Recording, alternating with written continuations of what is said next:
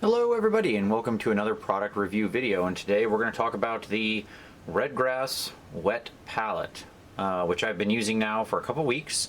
Put it through its paces, cleaned it, used it, sealed it, let it sit for a little while, dried it out, re-wet it, took it through everything I could imagine that I would normally do with my wet palette.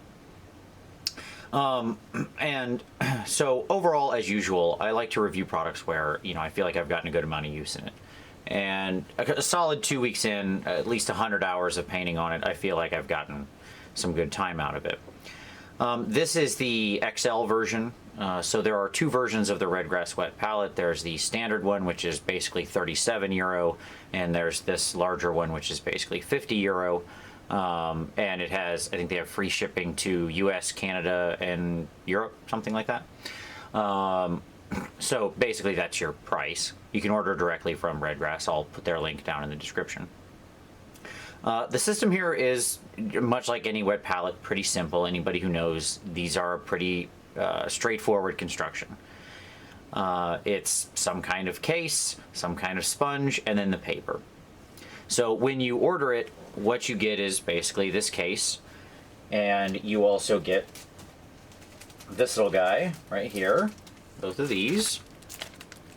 So first off we've got, first off we've got our our paper, right? So you get basically, there's like 100 sheets of paper here, so there's those. And they obviously match exactly to the size. As you can see, it's not like an exact fit because the sponge spreads out, like he says, a little bit difference there, but I mean it's a tiny bit smaller than the actual sponge, which is good. And then you also get two of the gray sponges, okay? And they say like naturally mold resistant. They're actually made of this foam, that kind of thing. I actually really like the sponge. It is very sort of naturally wet. It seems to transmit the liquid up. It seems to hold the liquid well. One of the problems I have is where I paint is very dry. So like water tends to evaporate out very quickly. And I haven't had much of a problem with this. I re-liquid every so often. I keep a little, sort of bottle of water next to me, and I kind of refill the water every couple hours, put a little extra on the sides, and it's fine. You'll notice I do keep a little extra copper wire in my palette.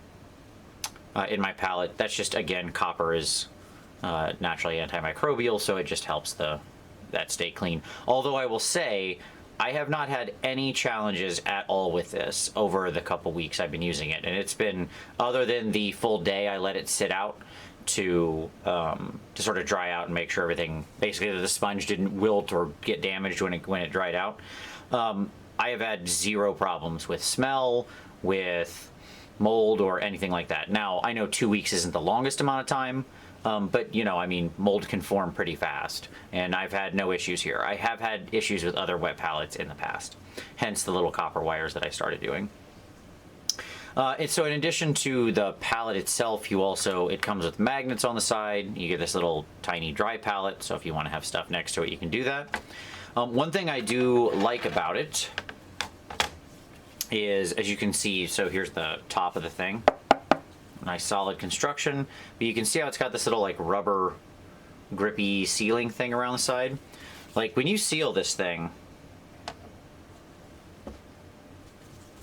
and sort of push that down, like that thing is pretty sealed. Yeah, there we go. So like once it's sealed, it's pretty solid. If I pick it up by just the top, it will come out open, but that's basically, you heard like that pop of the air like rushing back in. It does seal quite tightly.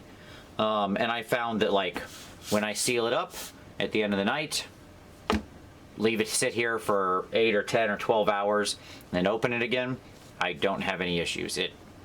Like when I pop it back open, sorry about that. Everything is nice and wet, no issues. Little other minor thing I do like, the bottom of this thing also sits directly into here.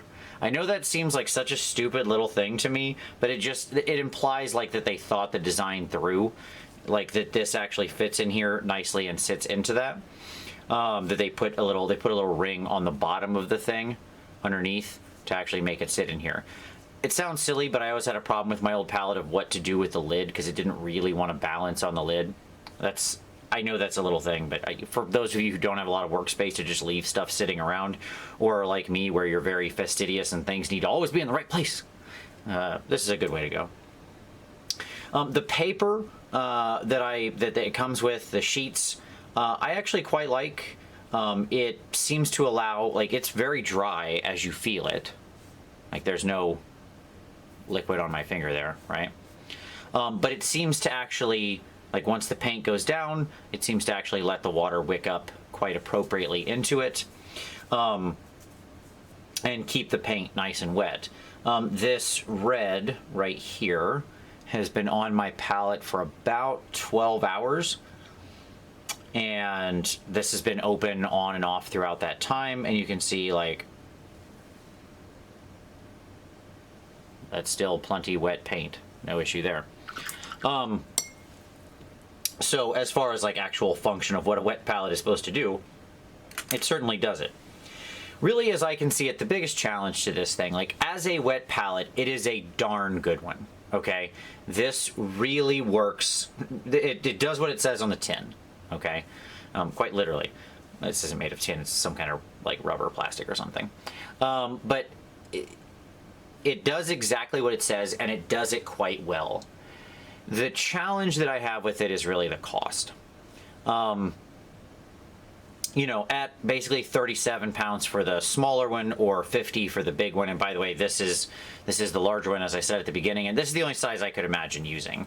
The other one I think is too small for my particular tastes, but I suppose it depends on the size of the wet palette you already use. If you're used to a small palette and that's what you use, that's fine. I tend to work in a lot of colors, in case that's not obvious from what's on my palette right now. And I tend to do a lot of mixes, and I'm constantly moving stuff around, and a little bit of here and a little bit of there, so I need a lot of space. But if you tend to work in a smaller space, the smaller might be okay for you. That being said, the cost is the major hurdle. It has a nice design. It's very well put together. I haven't had any issues with that. It's tough, it's well made, everything seals, it's clean, it seems to be quite resistant to being, you know, stinky or getting moldy, which is all stuff you want. The sponge itself is like a very high quality piece of, it's not like traditional sponge, I don't even really know what it is, some kind of like, it feels almost like memory foam, I don't know. But that's very high quality. The paper works well, like everything does exactly what you would want and does it very well. Okay, so there's nothing in here that I don't like. The challenge is the cost.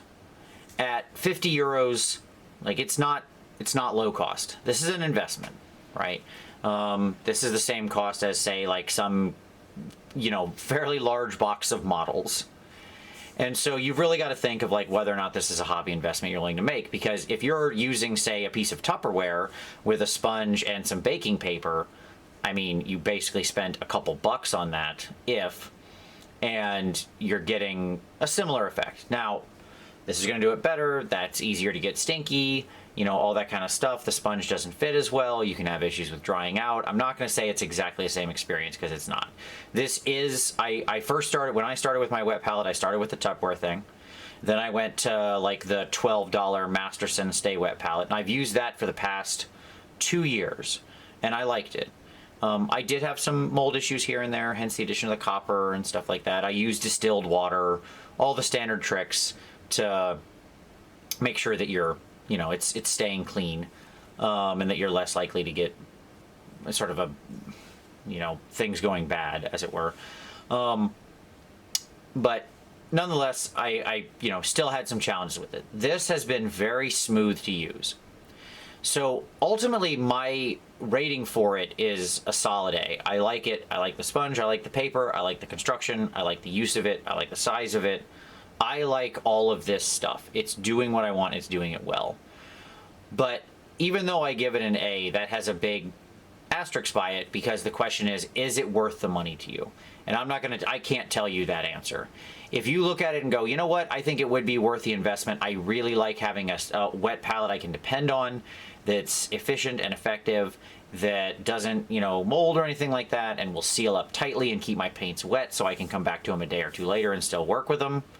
Great. Then this is a great product for you. Like, I would absolutely say go for it. You're going to enjoy it. But if you look at that 37 or 50 euro price tag and go, you know what, I'm happy with my Tupperware, I'm willing to put up with it being a little more challenging to save a lot of money, I can't tell you made the wrong choice, okay? Or you're happy with your Masterson or something like that. But all in all, for as it's designed, if your question to me is, does this do what it's supposed to do? 100% yes, it does, and does it well. So that's my review. Final rating's an A. I really like it. It's my new wet palette of choice. Certainly I'm going to be using it constantly. So you'll see it in all my videos going forward, as I always try to have my palette in shot when I'm working with it. But the big question for you is it worth the investment? It does seem as though when you buy it, you're really getting, something that's going to last a long time. The construction is such that it's of a good quality and should last you for many years, but I don't know that for sure yet. I'm only 2 weeks in, as I said. But there you go. That's the product review.